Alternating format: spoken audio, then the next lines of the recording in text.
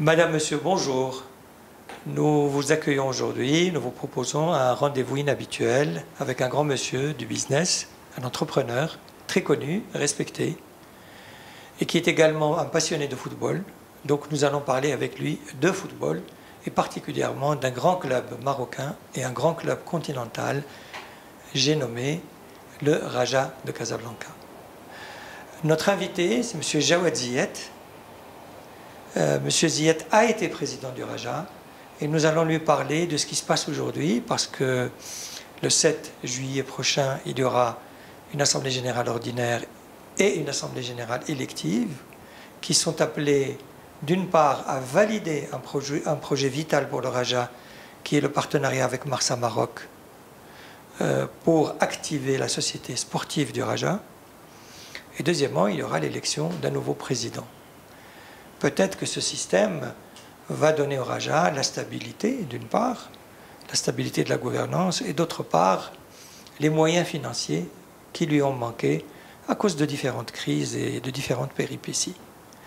Si Jawad Ziyet, bienvenue, bonjour, bienvenue parmi nous, merci d'avoir accepté notre invitation. Merci cher ami de me donner la possibilité de parler de football et de structuration de sociétés sportives.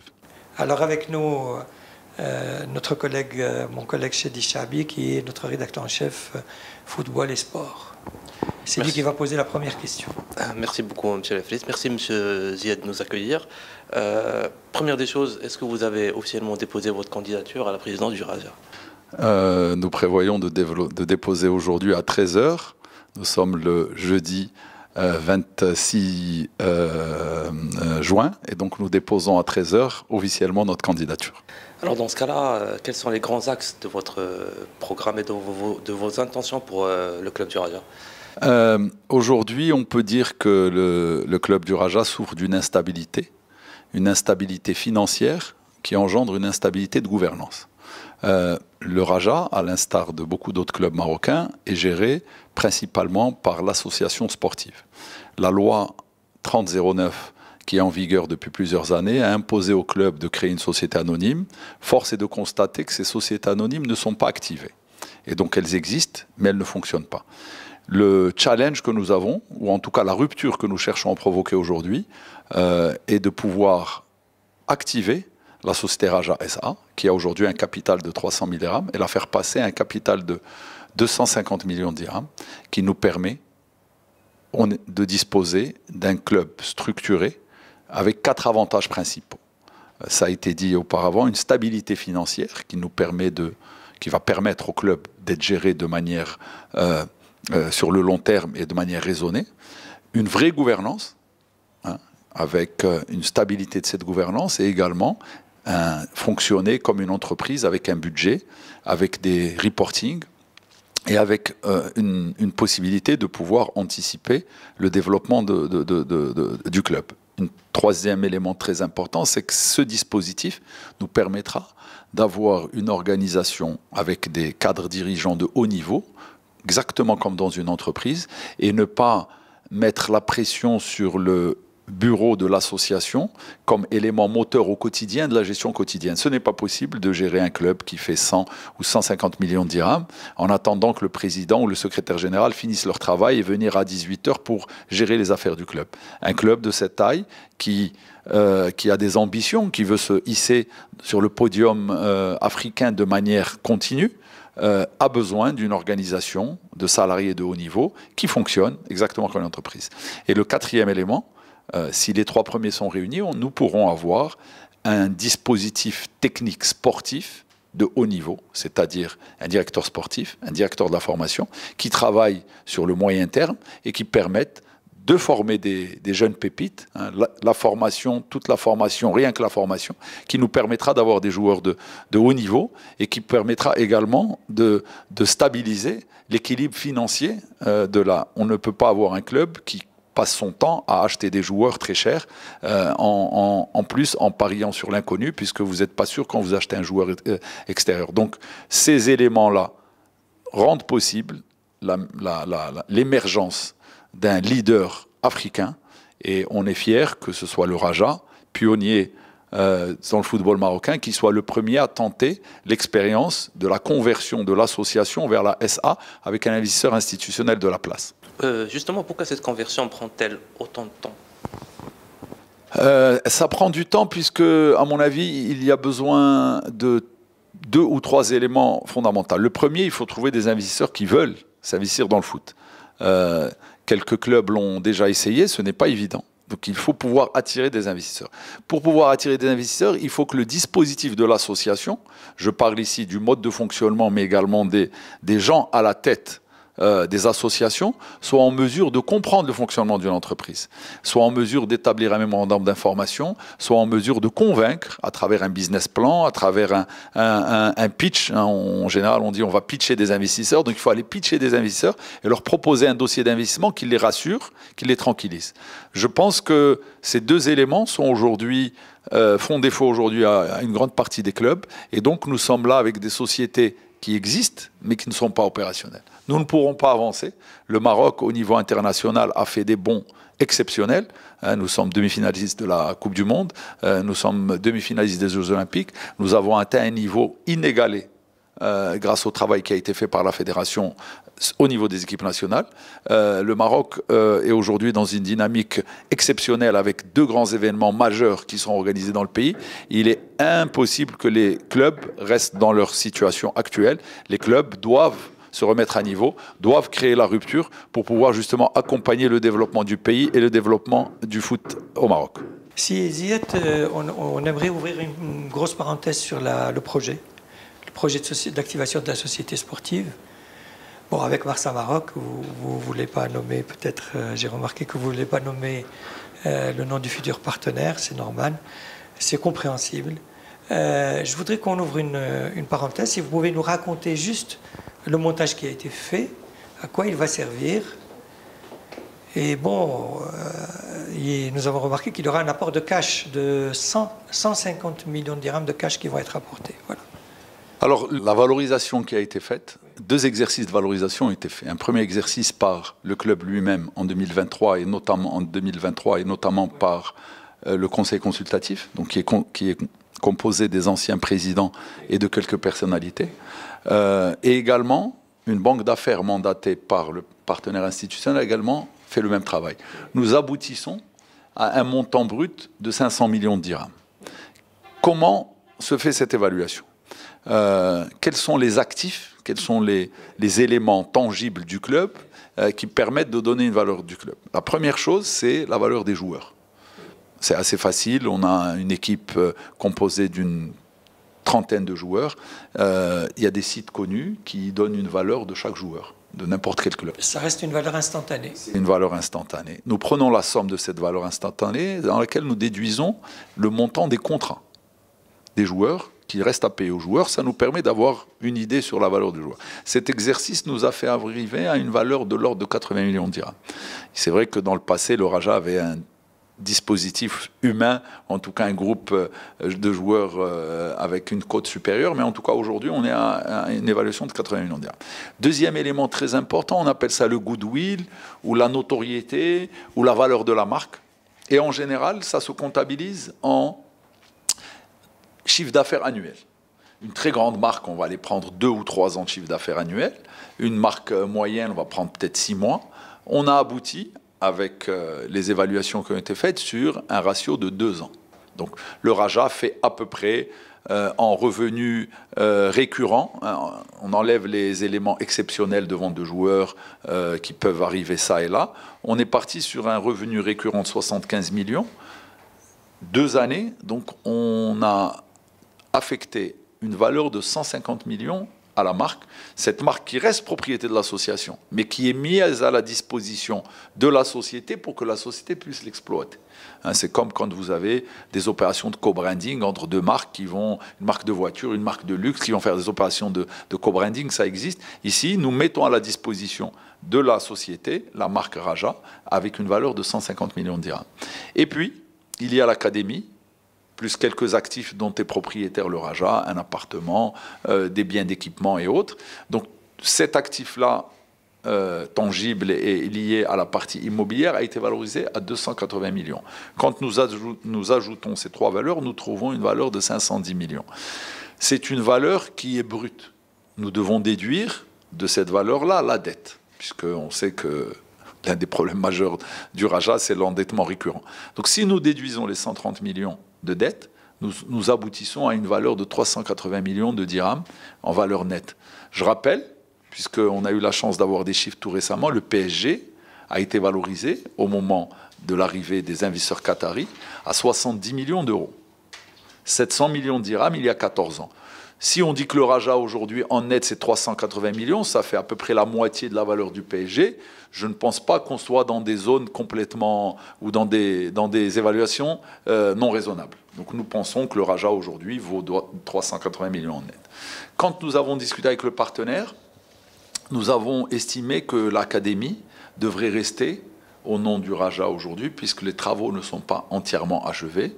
Et donc l'académie restera au nom de l'association et sera mise à la disposition de la société, hein, comme on loue un appartement ou une maison ou des plateaux bureaux. Donc ce sera loué et la société pourra en disposer pour, bien entendu, la formation des jeunes, les entraînements de l'équipe première et tout cela. Donc nous enlevons les 280 millions, il nous reste donc 100 millions de dirhams, qui est la valeur nette des joueurs et de la marque mise à disposition. Donc ce sera l'apport de l'association à cette société qui existe, qui a 300 000 dirhams. Donc l'association apportera deux actifs qui sont immatériels et qui valent 100 millions. À côté, l'investisseur apportera, lui, 150 millions. Donc nous aurons 100 plus 150, ça fait 250 millions de dirhams de capital. Ça sera la plus grosse société sportive au Maroc. Et on est fiers que ce soit le Raja. Et on remercie bien entendu le président de la fédération qui a fait en sorte que ce mariage puisse se faire. Nous remercions également les autorités de la ville de Casa et M. Louali qui nous ont beaucoup aidés. Et bien entendu, les dirigeants de ce partenaire institutionnel que nous sommes fiers d'avoir avec nous autour de la table. En réalité, vous avez 150 millions de dirhams de cash. Absolument. Bien. Et est-ce que ça va servir à payer la dette? Alors, l'utilisation de ces 150 millions sera décidée par le conseil d'administration. Nous revenons maintenant à des termes de gouvernance connus dans le monde des affaires. Et c'est cette stabilité que nous recherchons à travers ce conseil d'administration qui permettra de définir les priorités. Il y a les premières priorités, elles sont sportives. Il va falloir payer les litiges déjà jugés et qui peuvent nous interdire de faire des recrutements. Hein. Comme vous le savez, quand vous avez des litiges jugés, il faut les payer avant de pouvoir recruter. Donc ça, c'est la priorité numéro 1. La priorité numéro 2 est le renforcement de l'équipe pour pouvoir démarrer dès le mois d'août la nouvelle saison sportive. Et la priorité numéro 3, c'est la mise en place d'une organisation humaine de cadres de haut niveau qui, comme on le disait tout à l'heure, est indispensable pour avoir une gestion rationnelle et une gestion efficiente, indispensable pour bâtir un club au niveau international. J'aimerais revenir sur la phase de recherche du partenaire. Est-ce que vous en avez rencontré plusieurs? Quel profil? Est-ce qu'il est Alors on a vu une demi-douzaine de partenaires au Maroc et à l'étranger. Une demi-douzaine? Une demi-douzaine au Maroc et à l'étranger. Et c'est pour ça que l'évaluation a été faite dès 2023 par nos propres moyens. Il faut dire que le football, en tout cas national, jusque-là, ne jouissait pas, ou en tout cas n'avait pas une attractivité importante. Les gens regardaient, mais faisaient vite un tour et repartaient. Nous avons des marques d'intention, de fonds d'investissement, mais qui conditionnent leur arrivée par l'arrivée d'un investisseur institutionnel. Et c'est pour ça que nous avons mis tous nos efforts avec le conseil consultatif, et je remercie à la fois mes collègues anciens présidents, mais également les personnalités qui nous accompagnent et qui se reconnaîtront dans ce travail. Je les remercie beaucoup, puisque par ténacité et avec beaucoup d'efforts, nous avons réussi à faire écouter notre voix et convaincre autour de nous que c'était la seule solution pour bâtir un grand club et que l'activation de la société était vraiment l'objectif ultime. Juste pour éclaircir les prérogatives de l'association dans le scénario d'une société. La loi est claire. La loi dit que l'activité professionnelle doit être gérée par la SA.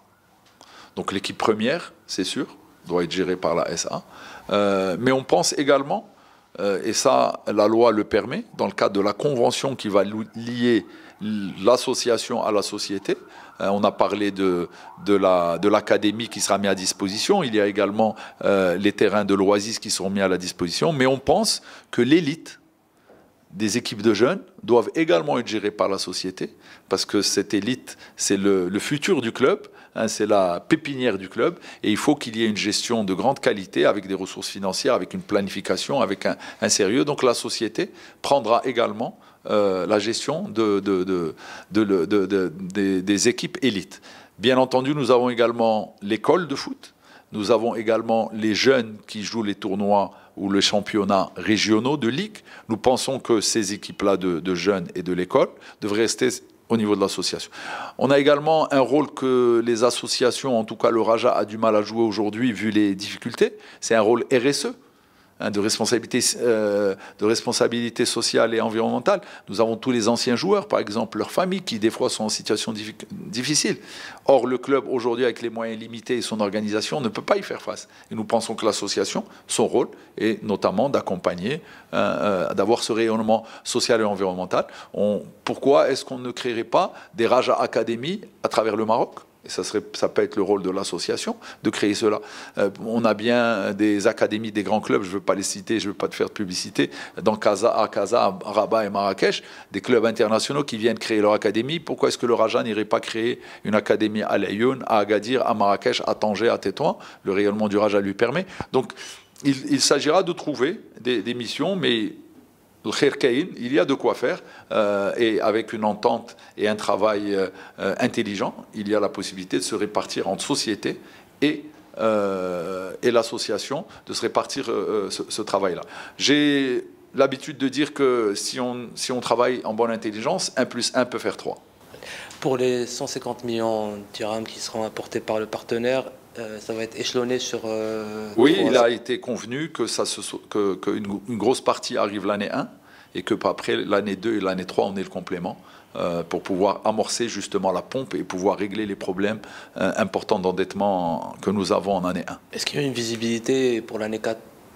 À mon avis, c'est trop tôt aujourd'hui. Il appartiendra à la nouvelle organisation d'aller travailler sur l'accroissement des ressources. Nous avons la chance de disposer d'un nouveau terrain qui est exceptionnel. Donc il est clair que les recettes financières escomptées et le mode de gestion en termes de marketing, d'événementiel qu'il faudra créer, doivent être une source de financement importante. On ne pourra pas, dans un dispositif d'association, gérer ces beaux terrains et cette belle infrastructure qui est en cours de développement au Maroc. Nous avons besoin, l'État et la fédération font un travail exceptionnel pour élever le niveau. Il faut que les clubs accompagnent cette dynamique et également élèvent le niveau pour pouvoir justement développer des clubs structurés, riches, avec des moyens financiers et puis surtout une très bonne gouvernance. Vous avez probablement présenté un business plan aux partenaires. Et je ne sais pas si vous avez vous-même votre propre business plan ou pas, en tant que candidat. Mais quoi qu'il en soit, est-ce que vous pensez que le résultat final sera bénéficiaire pendant les prochaines années? Alors, et de combien? Notre BP préparé dans le cadre du conseil consultatif, et pour y avoir travaillé très activement, ça sera mon BP en tant que candidat, donc le business plan, nous permet d'atteindre l'équilibre entre l'année 3 et 4. Donc notre souhait, c'est d'atteindre l'équilibre entre 3 et 4, avec l'ambition de bâtir le premier club au Maroc en termes de chiffre d'affaires, puisque nous avons la base populaire, nous avons un terrain exceptionnel, nous avons une marque forte, donc à nous de travailler sur les différents leviers. Vous savez, le plus grand club marocain aujourd'hui arrive à délivrer un chiffre d'affaires de l'ordre de 100, peut-être 120, au maximum 130 millions de dirhams. Ça, c'est le plus grand club au Maroc. Il est impossible d'aller concurrencer les mastodontes égyptiennes et sud-africaines avec ce type de budget. Je rappelle simplement que sur les 2 dernières années, aucune équipe marocaine n'a atteint le stade des quarts et des demi-finales de la Champions League. Nous avions cette année en Champions League, en demi-finale, 2 équipes égyptiennes et 2 équipes d'Afrique du Sud. Il est anormal, alors que les équipes nationales délivrent des résultats exceptionnels au niveau africain, nos clubs soient à la traîne et soient à ce niveau-là. Nous devons arriver à un chiffre d'affaires de 250 voire 300 millions de dirhams au Maroc avec le Raja dans quelques années pour pouvoir de manière continue nous établir sur le podium africain. Il ne faut pas trouver un an, avoir un bon résultat sur un an, et puis pendant 3-4 ans, plus d'équipes marocaines en Champions League. Ce n'est pas normal, ce n'est pas acceptable. Et ce n'est pas à la hauteur de l'ambition que s'est fixé le pays, qui va organiser une Coupe du Monde, qui va organiser une CAN, qui va organiser un certain nombre d'événements. Nous avons les moyens, nous avons l'infrastructure, nous avons tout ce qu'il faut. Il faut de la bonne gouvernance au niveau des clubs. Et ce sera vraiment le leitmotiv et ce qui, avec les collègues qui m'ont rejoint dans la liste, notre challenge, comment créer la rupture pour passer à une gestion moderne, à une gestion avec une gouvernance adaptée et avec des cadres de haut niveau, salariés du club, qui vont nous permettre de faire ce changement qualitatif. Monsieur Ziad, le passage à la société, l'activation de la société n'est pas un système infaillible, comme on a pu le voir récemment avec l'Olympique Lyonnais qui a été rétrogradé en Ligue 2. Il y a un autre club français historique, c'est le Bordeaux qui est dans les divisions inférieures. Nîmes également. Absolument. Nîmes également, il y a Pau, il y a énormément d'équipes qui sont dans cette situation. Comment garantir que la société Raja ne sera pas dans une telle situation en étant cédé à un repreneur ou à un fonds de multipropriété?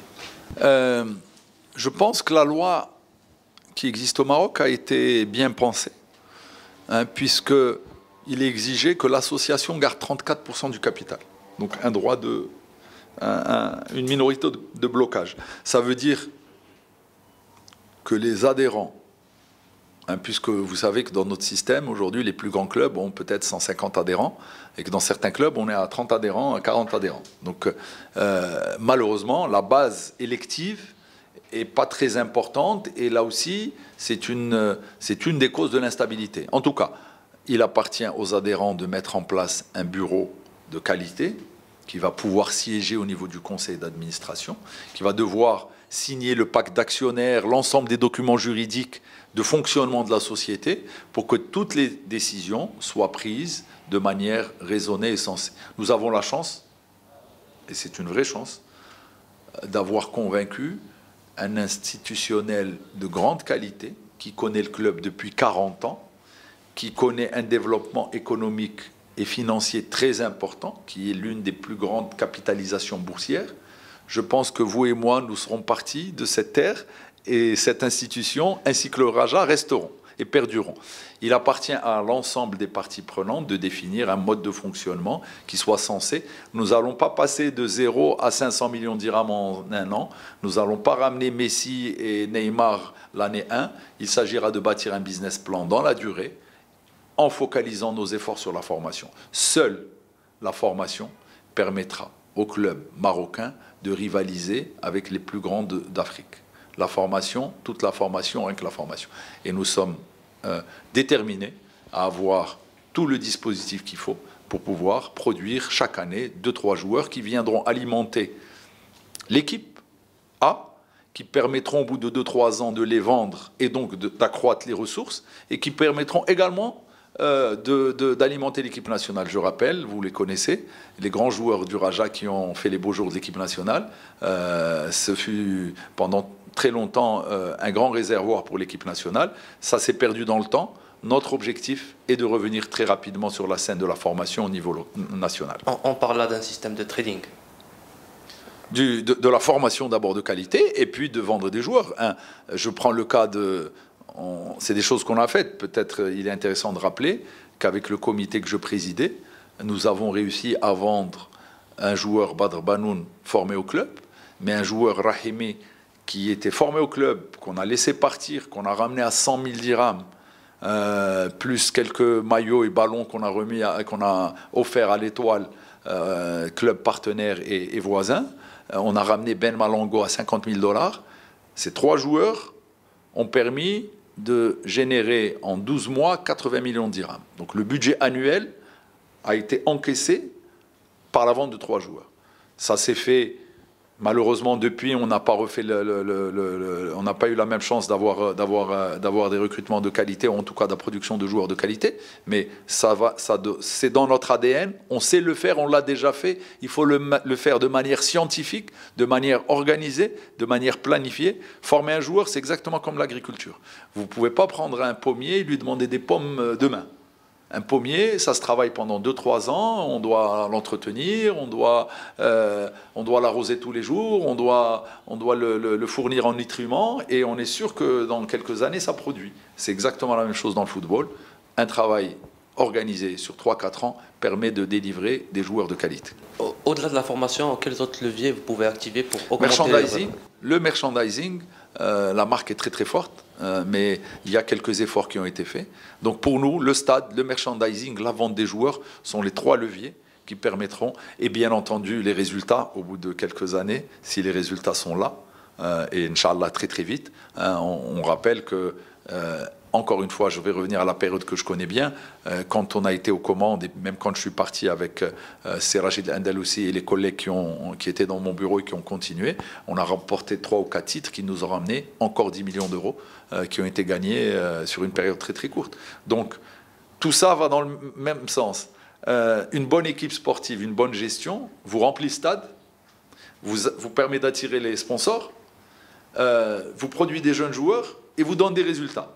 Donc c'est vraiment, on va dire, c'est comme si on a un fleuve avec plein d'affluents, et quand tous les affluents se mettent à verser dans le fleuve, eh ben on a un très joli fleuve avec beaucoup d'argent. Justement, il y a un affluent qui est très important ailleurs, mais pas forcément au Maroc, c'est les droits TV.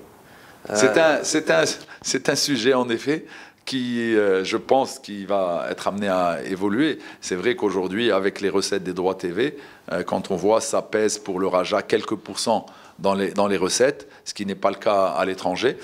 Grosse mutation sur le problème de la distribution, et vous le savez, hein, aujourd'hui, même en Europe, les chaînes qui gagnent les appels d'offres ont du mal derrière à payer ce qu'elles doivent payer aux ligues professionnelles. Il y a eu DAZN récemment, Mediapro. Et vous verrez qu'aujourd'hui, DAZN, qui est un nouveau modèle, hein, qui se veut être un modèle digital, facilement accessible sur le téléphone, gratuit aujourd'hui.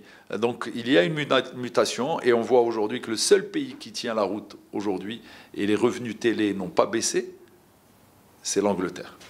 En Espagne, chute des droits télé. En France, chute des droits télé. On le voit un peu partout. Seule l'Angleterre. Donc il va y avoir au niveau international, à mon avis, une redistribution des cartes, ou en tout cas de nouveaux modèles de distribution. Au Maroc, on espère que les droits télé augmentent. Mais je vous ai dit, on a des leviers aujourd'hui pour faire en sorte que les recettes du club s'améliorent. Si les droits TV augmentent, est-ce que la répartition doit être refaite? Parce qu'il y a des clubs populaires qui sont au même niveau que d'autres clubs. Oui, je pense que sur cet aspect-là, les choses vont évoluer. Et il est normal qu'un club populaire qui gagne des titres ait des recettes supérieures. D'ailleurs, quand on voit l'accord qui avait été passé avec la région de Casablanca, du temps de Mustafa Bakouri, je l'en remercie, et même du temps du président actuel, nous avons mis en place un dispositif intéressant avec un socle commun distribué à tous les clubs de première division et de deuxième division, mais derrière des incentives en fonction des résultats. Nous devons rentrer dans un système qui encourage la performance et qui permette à ceux qui font de bons résultats de toucher plus d'argent. Je voudrais vous poser une question concernant la gestion de la période de transition. Supposons le 7 juillet, vous êtes élu.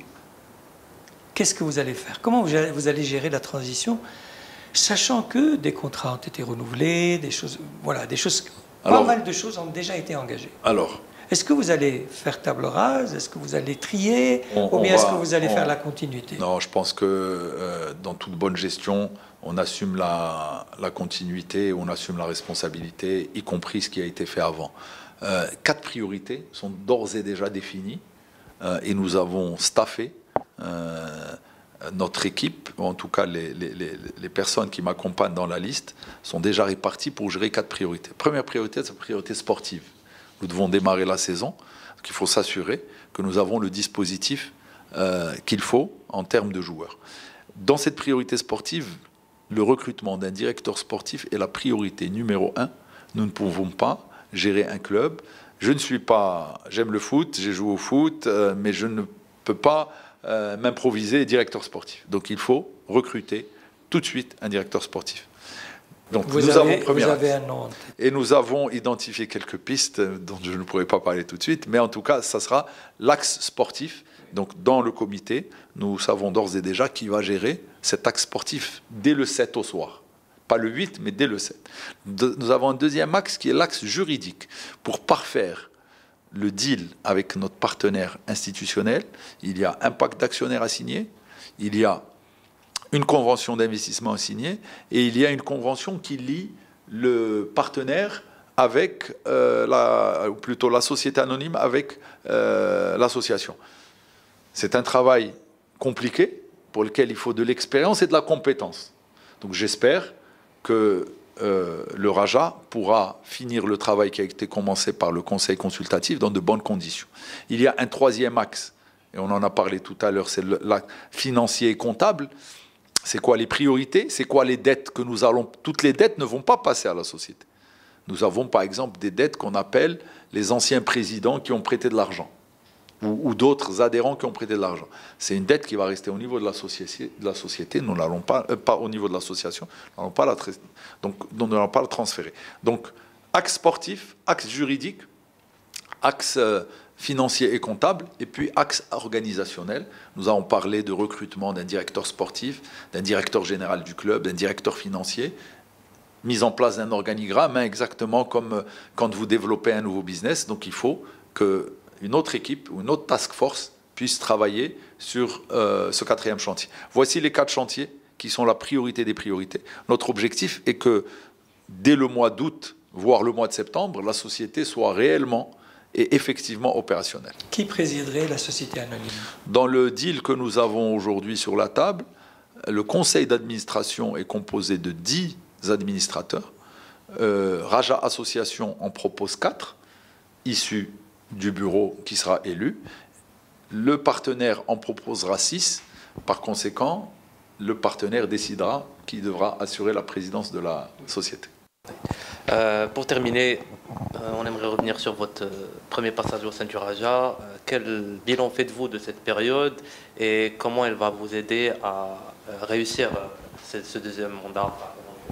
Alors, de très grands et de très bons souvenirs, bien que derrière l'ombre du Covid est toujours présent. Non, très grands souvenirs, parce qu'on a pris le club dans une situation calamiteuse avec une dette à 100 millions de dirhams, mais surtout pas de compte bancaire, pas d'organisation, pas de joueurs. Et je remercie à la fois Aouzel, pour lequel j'ai une pensée très affective en ce moment, mais également les membres de l'équipe qui m'ont accompagné, Nawal, Imad, Mehdi, Salim, Anis et toute l'équipe, Fethi Jamel également qui était là dans les moments difficiles, où on a reconstruit sur le côté sportif une équipe performante. On a réactivé Rachid Andalousi d'ailleurs, qui était membre de la première équipe qui a pris en charge le club. On a relancé la formation en rouvrant le centre de formation qui était fermé pendant de longues années. On a rétabli la situation financière. Tous les voyants étaient au vert. Ça nous a permis de gagner 2 titres africains. Ça faisait longtemps que le Raja n'avait pas gagné 2 titres africains. Ça nous a permis de gagner le championnat dans un environnement très difficile. Le Covid et l'impact financier terrible du Covid, conjugué à l'instabilité associative, le dispositif associatif est très instable, a fait qu'au bout de 2 ans et quelques, devant cette débauche d'énergie et de fatigue mentale, j'ai dû céder la place à mon ami Rachid, qui a porté le flambeau et qui a gagné derrière 2 titres et qui a fait d'excellentes sessions de joueurs. Donc ce passage-là reste un passage exceptionnel, et j'espère qu'avec les collègues qui m'ont rejoint dans la liste, on sera en mesure d'écrire une nouvelle page du Raja, cette fois sous le sceau de la société.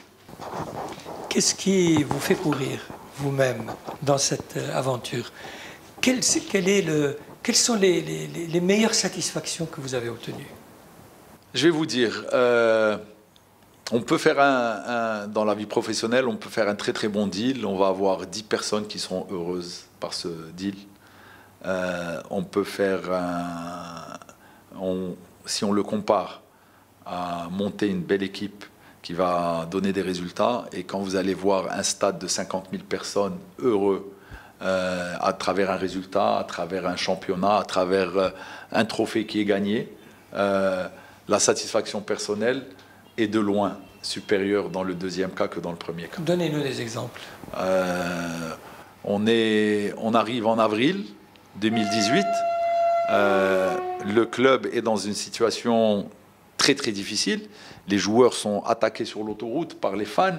On démarre, on arrive, on n'a pas de compte bancaire, on ne sait pas comment il faut payer les déplacements. On a des déplacements en Afrique, on est vraiment désœuvré. On est en avril. 7 mois après, on est en décembre. 45 000 spectateurs, finale de la Coupe d'Afrique. Et vous avez une victoire de 3-0. Et les gens sortent du stade en chantant, ils sont très contents. Et zéro casse, zéro problème à l'extérieur. Tout se passe très très bien. En rentrant le soir avec les collègues, on est tous très contents d'avoir participé à donner du bonheur. On joue un match retour 15 jours après en Afrique dans des conditions épouvantables. On gagne malgré toutes ces difficultés. Et vous recevez un message de Sa Majesté le Roi qui est très heureux de ces résultats. C'est le Nirvana.